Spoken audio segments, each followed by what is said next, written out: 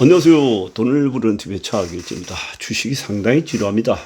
일단은 인내를 가지고 끈기를 가지고 탁 기다리면은 복이 옵니다. 복이 오니까 너무 상심하시고, 또 좋은 주식은 늘 그랬지 않습니까? 의심을 하지 말자.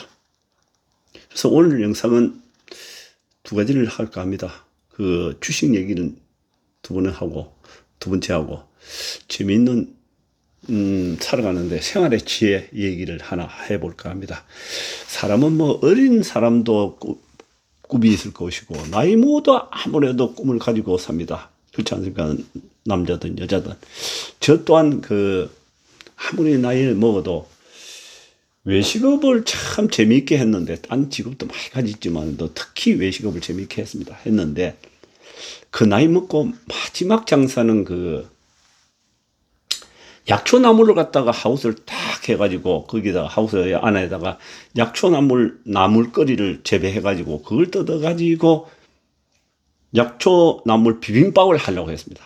근데 메뉴는 거기고 하나인데 집을 갖다가 좀 특이한 상상력을 가지고 있습니다. 제가 그 장사를 그냥 평범하게 하는 게 아니고 좀 엉뚱한 데가 있어가지고 남과 다른 방법으로 무조건 해야 된다, 이런 좀 그런 게 있습니다. 제가 가지고 있는데, 집을 갖다가 호기심을 자극해야 되니까 일명 도깨비 집이라고 해가지고 S자 집인데, 행운을 주는 도깨비, 그냥 무서운 도깨비가 아니고 행운을 주는, 거기에 집에 들어와서 식사 한 끼만 하고 가면 그야말로 에너지가 팍팍 받고 행운이 넘치는 그런 그 도깨비 집을 만들라고. 그러니까 성냥갑 같은 집을 한 두 채 짓고 앞에 완투를 짓고 뒤쪽에는 그걸 통과하면은 뒤쪽에 있는 도깨비 집이 나온다는 얘기.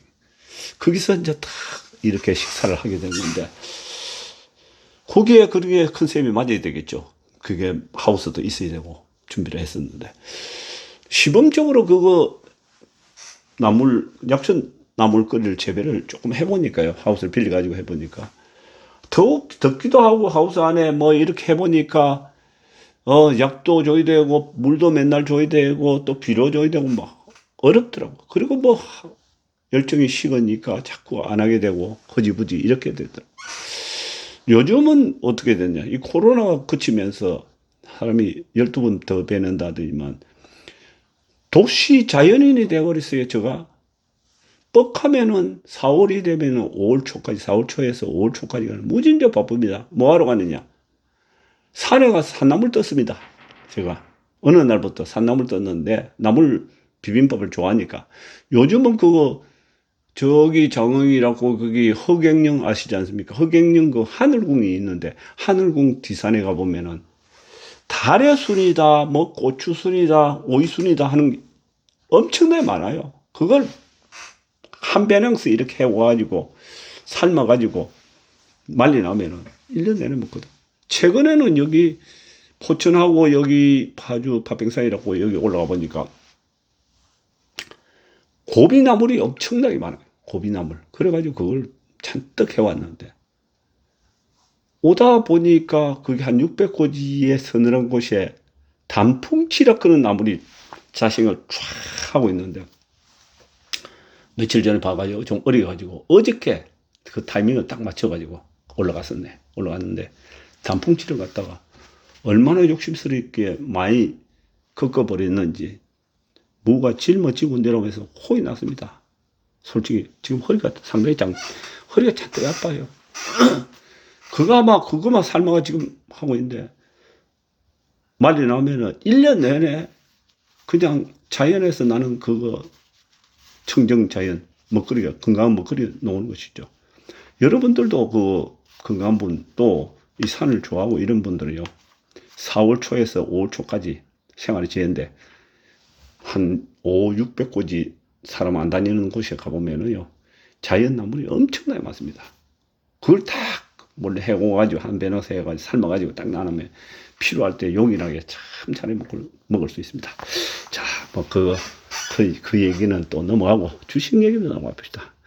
주식이 상당히 지루하고, 현 시장은요, 에너지가 상당히 부족한 그런 장입니다.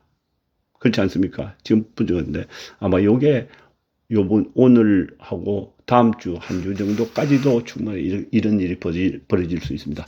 그 다음에 상당히 급반등이 오리라고 보는데, 이럴 때일수록 믿음이 가는 주식 의심하지 말고 조금씩 좀 사모아야 된다. 사모아야 돼. 보다시피 그저께 한 며칠 동안 또 바이오 주식들 박살내더니만 오늘은 조금씩 올리.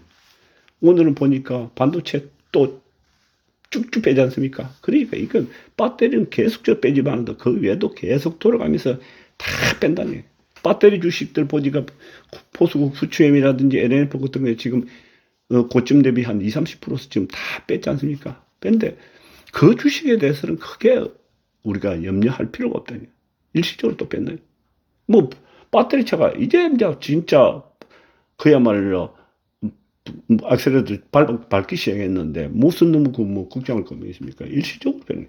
왜냐면 TV만 틀만 소위 전문가들이 넣어가지고 에코프로가 뭐 너무 올랐니 수백 프로 올랐니 또 뭐 한 몇 년 후까지도 뺑뺑이가 다 써버리니 뭐 어쩌 험한 나쁜 소리는 다 합니다. 근데 이 시장에 자세히 들여다보면 에코프로가 총대장인데 얘가 무너지면 그냥 다 무너지죠.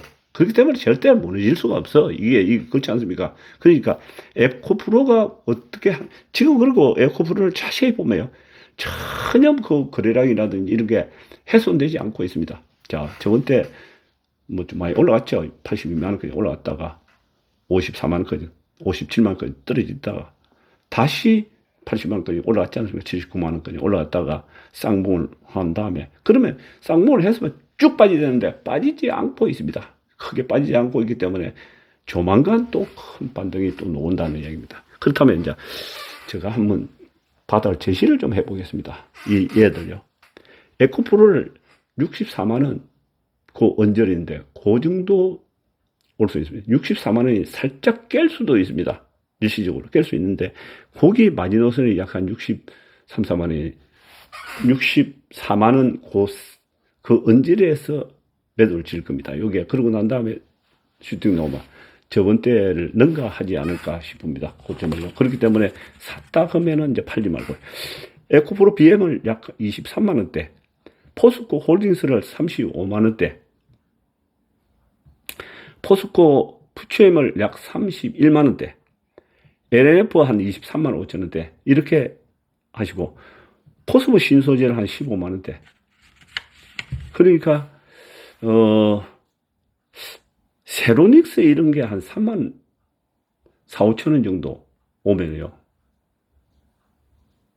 그 저번 때 8만 원 갔으니까 3만 몇천 원, 4만 원 조금 밑에 한 3만 한 5천 원 그 선에 만일에 세로닉스 오면은 여기에 많이 담아가지고 예를 들자면은 에코프로가 대장은 대장인데 60몇 만, 70만 원짜리가 더블 가면 140만 원인데 140만 원 가격이 만만치 않으니까. 근데 세로닉스는 어저께 4만 원 찍었는데 조금만 더 내려오라 했는데요. 사실은 저 마음속으로는 3만 한 5천 원 오면은 저번 때 8만 갔으니까 7만 원 내지 8만 원 가는 거는 시간 좀 웃기거든. 더블은 가기 쉽지 않습니까? 자, 여기야 우리가 노려야 된다. 이런 걸 노려야 돼. 그렇지 않습니까? 이제는 더블 갈 수 있는 걸 갖다가 유심히 이게 지금 우리가 노려야 된다는 얘기죠. 그러면 LNF도 상당히 지금 많이 떨어졌습니다. 많이 떨어졌기 때문에요. 그리고 요즘 뭐 소위 말하는 이제 그 핵심 주주들 그렇고 요즘 뭐 저거 하림 지주라든지 그 급락 주식들 있지 않습니까? 그 주식들이 급락을 주지 않고 계속 세 방을 제가 얘기했었는데 급락을 주지 않고 참 이게 왔다 갔다 지금 하고 있습니다. 근데 급락을 한번 하면 참 좋은데 이게 급락을 안 하고 있는데 어느 순간부터 이게 큰 변화가 올 겁니다. 조금 더 충격을 준 다음에 급반등 나오든지. 그렇기 때문에 이걸 놓치지 말고요. 아마 여기서도 큰 수익을 볼 수 있으니까 단기로 수익 볼 수 있으니까요. 그렇기 때문에 이 세방이라든지 뭐 대성이라든지 뭐 여러 가지 있지 않습니까? 다우데이사이라든지 이런 거는 단타를 해먹고 그 외에 이 에코프로를 중심으로 한 이 양극재 종류는 이제 잡으면은 절대 놓지 말아야 됩니다. 한동안 그냥 쭉 가져가야 돼. 그리고 매수도 야금야금 매수를 하시고 한꺼번에 사시지 말고, 그러고 난 다음에 매수한 거는 팔지 말고 뭐 흔들리지 말고 그대로 가져가야 된다. 제 생각은 거기까지입니다. 오늘 감사합니다.